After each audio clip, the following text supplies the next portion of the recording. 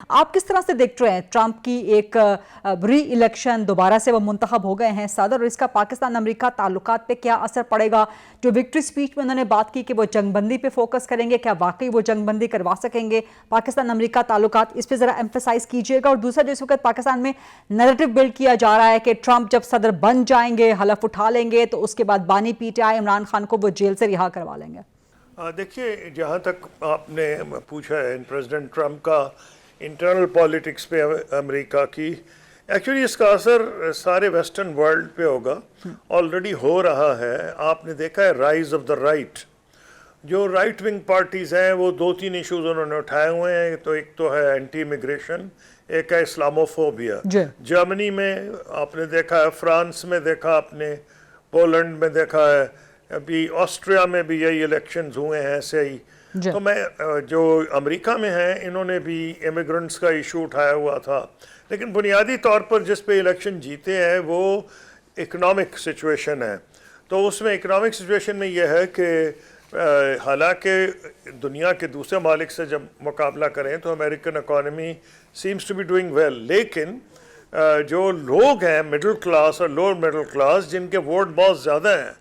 वही समझते हैं कि उनकी वो बड़ी कीमत उसकी अदा करनी पड़ी है। और ये चीज़ हम हर मुल्क में देख रहे हैं कि जब से ये इन्फ्लेशन आई है following the corona virus epidemic, जिसकी बुनियादी वजह एक ये थी कि कोरोना वायरस के दौरान बहुत सा मनी पंप किया गया था टू बूस्ट द इकोनॉमीज। अब वो पाकिस्तान में भी हुआ था, लो इंटरेस्ट रेट पे लोन्स दिए गए थे, तो उसके नतीजे में महंगाई भी बढ़ी है और सारी दुनिया बढ़ी है और पाकिस्तान में भी बढ़ी थी। तो अब ये जो कीमत अदा करनी पड़ी है, ये तो तमाम रूलिंग पार्टीज़ को अदा करनी पड़ी है। जो भी आप यूरोप में देख लें, किधर देख लें, इवन हिंदुस्तान, हालांकि मोदी साहब बहुत कामयाब हो गए थे अपने नेगेटिव, उनका जो है एंटी मुस्लिम रेटरिक, जो सोशल मीडिया के ज़ोर पे हुकूमत वो कर रहे थे और हिंदुत्व के ज़ोर पे कर रहे थे, लेकिन उनको भी धक्का लगा है कि जब एक सेक्शन इंडिया में पर्टिकुलरली लोअर मिडिल क्लास और जो है बहुत बुरी वो सफ़र कर रही थी इन्फ्लेशन के नतीजे में, तो ये जो फैक्टर है ये तो कॉमन है। लेकिन अमेरिका पे इसका असर लाजमी ये होगा कि प्रेसिडेंट ट्रंप को आम किस्म के सियासतदान नहीं हैं, उनको को ना आम किस्म के, वो रिपब्लिकन हैं, उनके व्यूज़ जो हैं बड़े हाईली वन साइडेड हैं, चाहे वो इमिग्रेशन का इशू हो, और अब तो ये हो सकता है अगर उन्होंने अमली जामा पहनाया अपनी थ्रेट्स पे, ख़ास तौर पे ख़तरा तो होगा जो ये स्पेनिश डिसेंट के लोग आ रहे हैं मेक्सिको से या लैटिन अमेरिका से, लेकिन हिंदुस्तान, पाकिस्तान, बांग्लादेश के भी जो लोग वहाँ कई सालों से रह रहे थे और उनके पेपर्स अभी इन ऑर्डर नहीं थे, उनको भी ख़तरात का सामना हो सकता है। तो फिर जो इस वक्त उनकी हुकूमत होगी, जिस तरह वन साइडेड जा रहा है, वो इलेक्शन भी जीत गए, सुप्रीम कोर्ट में भी उनकी ओवरवेलमिंग अक्सरियत है, तो जिस किस्म की उनके पास ताकत होगी वो भी एक अनप्रेसिडेंटेड है। नंबर 2 ये कि जंगें बंद करा सकेंगे, नहीं, ये पॉसिबिलिटी है कि जंगें कराने में रुकवाने में उनका कुछ रोल ज़रूर हो। जहाँ तक प्रेसिडेंट ट्रंप का ताल्लुक है, तो पहली तो जो यूक्रेन की जंग है उससे मेरा ख्याल है चांसेस बढ़ गए हैं कि वो अब किसी क्लोजर की तरफ आहिस्ता आहिस्ता जाए, क्योंकि जो बाइडन साहब की जो पॉलिसी थी, और वो नेटो भी उसी में नत्थी हुआ था, वो ये था कि रूस को एक सबक सिखाना है, तो ये रोल लग रहा है कि ज़रूर अदा करेंगे। जहाँ तक मिडल ईस्ट का ताल्लुक है, बदनसीबी है कि दोनों पार्टीज़ अमेरिका की, रिपब्लिकन्स एंड डेमोक्रेट्स, उनकी जो लीडरशिप है वो कम्प्लीटली जो इजरायली लॉबी है उसकी they are under their thumb, उनसे बहुत डरते हैं, वो समझते हैं कि उनकी पॉलिटिकल करियर्स रुइन किए जा सकते हैं। ठीक है कि नौजवान नस्ल जो है अमेरिका में निकली है और उन्होंने फ़लस्तीनियों के हक़ में भी मुजाहरे किए हैं, और जो वहाँ नस्ल खुशी हो रही है उसके ख़िलाफ़ भी मुजाहरे किए हैं, लेकिन जो रूलिंग पार्टीज़ हैं, चाहे डेमोक्रेट्स और रिपब्लिकन्स, इनकी लीडरशिप जो है वो बिल्कुल इसराइल से नत्थी है। अब वो क्या रोल करेंगे प्रेसिडेंट ट्रंप, उसमें एक तो यह है कि उनकी अभी पॉलिसी प्रेडिक्ट करना बहुत मुश्किल है। ये तो कोई डाउट ही नहीं कि वो बहुत ज़्यादा प्रो इसराइल हैं, ان کے داماد جو ہیں ان کے بھی پچھلی دفعہ بہت اچھے تعلقات تھے اسرائیل میں اور سعودی عرب میں بھی، اور انہوں نے کوشش کی تھی کہ سعودی عرب اور اسرائیل کی آپس میں حالات نارملائز کریں، اور میرا خیال ہے دوبارہ وہ کوشش کریں گے۔ بیسکلی ان کا اپروچ ایک بزنس لائک اپروچ ہے، وارز تو بالکل ہی نہیں چاہتے کیونکہ سمجھتے ہیں اس میں امریکہ ویسے ہی ایکسٹینڈ ہو جاتا ہے، اور نیٹو والوں کو انہوں نے ویسے ہی تھریٹن کیا تھا کہ جو ملک خرچ نہیں کرتے 2% آف GDP،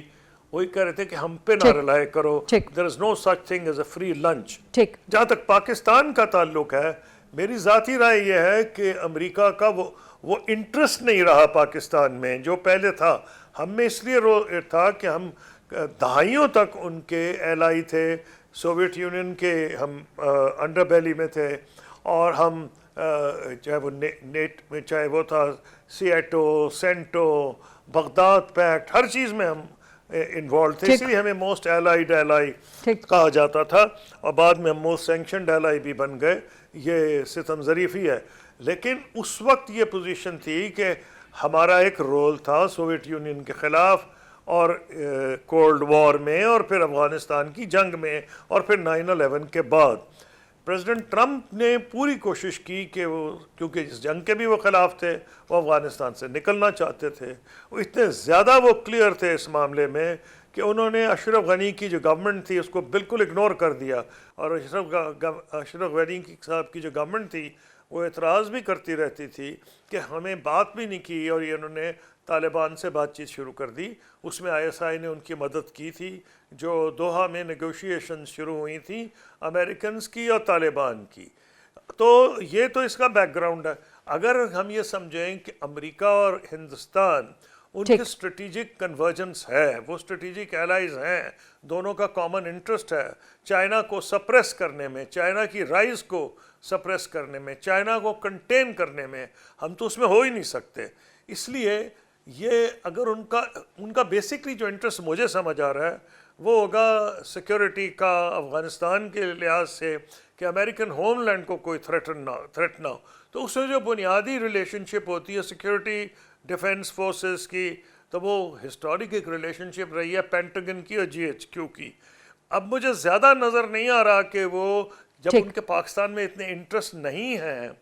تو وہ کیا ویسے رول ادا کیا کر سکتے ہیں؟ رول تو وہ ملک ادا کرتے ہیں کہ آپ کو فائنینشیل ایڈ مل رہی ہو، آپ کو ملٹری ایڈ بن رہی ہو۔ ملٹری ایڈ تو پریزیڈنٹ ٹرمپ نے بند کر دی تھی، شاید $1.3 بلین کی تھی اس وقت۔ اس کے بعد انہوں نے، میں نہیں سمجھتا کہ کوئی بہت گرم جوشی وہ دکھائیں گے۔ ہاں، ایک ہماری ٹرانزیکشنل ورکنگ ریلیشن شپ ہے، پاکستان ایک اہم ملک ہے، ایک نیوکلیئر طاقت ہے، اس کی مضبوط فوج ہے،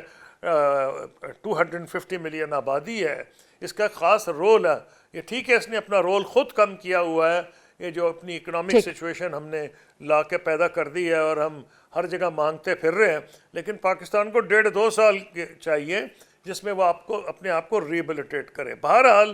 وہ تو 1.5-2 سال کے بعد دیکھا جائے گا۔ ابھی یہ پوزیشن ہے کہ ہمارا کوئی امریکہ پہ اتنا پریشر نہیں ہے۔ امریکہ کو یہ ضرور ہے کہ وہ پاکستان سے نارملائز طریقے، وہ چاہے گا کہ نارمل قسم کی ریلیشن شپ رہے۔ گرم جوشی مجھے نظر نہیں آ رہی، اس لیے میں یہ نہیں سمجھتا کہ وہ کوئی خاص رول آئیدر وے ادا کرنا چاہیں گے۔